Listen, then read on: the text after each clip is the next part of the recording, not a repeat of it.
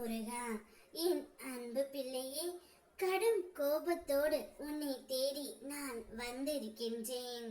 இன்று நீ என்னை அலட்சியப்படுத்தினால் உனக்கு தான் நஷ்டம்.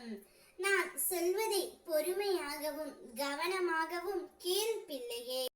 வாழ்க்கையில் மிக பெரிய இன்ப அதிர்ச்சி ஒன்று உன்னை தேடி வரப்போகின்றது.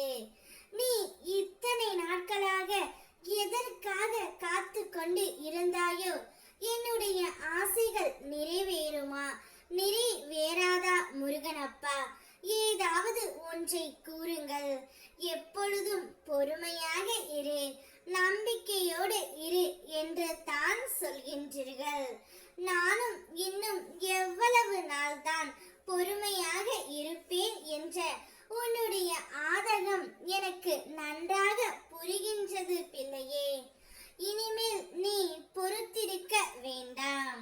உன்னுடைய காத்திருப்புக்கான பலன் கிடைத்து விட்டது. கூடிய விரைவில் அது உன் கைகளில் வந்து விழப்போகின்றது. என் கண்களை மட்டும் நன்றாக உற்றுப்பார். உன் வாழ்க்கையில் ஒரு மாற்றம் நடக்க போகின்றது என்று நீ உணர்வாய். நீ கேட்டது அனைத்துமே கிடைக்க போகின்றது. நீ நினைத்தது அனைத்துமே நடக்க போகின்றது. இன்று முதல் நீ எடுத்து வைக்கும் ஒவ்வொரு அடிகளும் உன் முயற்சியின் வெற்றி படிகளாகவே மாறும். நான் எதை தொட்டாலும் துலங்கவில்லை, தோல்வியே முடிகிறது என்ற எண்ணத்தை முதலில் தூக்கி எறிந்து விடு பிள்ளையே. உன்னிடம் நான் சொன்னபடியே உன் அனைத்து வேலைகளையும் செய்து முடிக்க நான் தயாராகி விட்டேன். இதற்கான அறிகுறிகளை நானே அவ்வப்பொழுது உனக்கு தெரிவித்தும் வருகின்றேன். இந்த முருகனப்பா உனக்கு முன்னாலும் பின்னாலும் பக்கவாட்டிலும் உடன் வருகின்றேன் என்பதை மட்டும் நினைவில் கொண்டு என் பெயரை உச்சரித்து வா. அனைத்தும் சுபமாக முடியும். நான் வருவேன், நானே வருவேன் உனக்காக.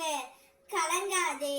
இதுவரை கண்ணீரை மட்டுமே கண்ட நீ இனி உன்னுடைய வாழ்க்கையில் பல அற்புதங்களை என்னுடைய அருளால் நீ காணப்போகின்றாய்.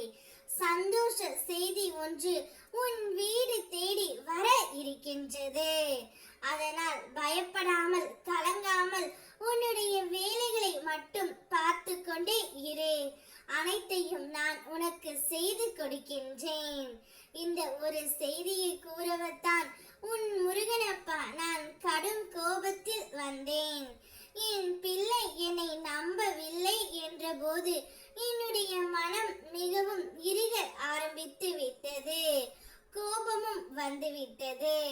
ஆனால் என்னுடைய பிள்ளை என்னை நம்பி இருந்தால் அவளுக்கு தேவையான அனைத்து வேலைகளையும் நான் சுபமாகவும் சுமூகமாகவும் செய்து கொடுப்பேன். ஓம் முருகா.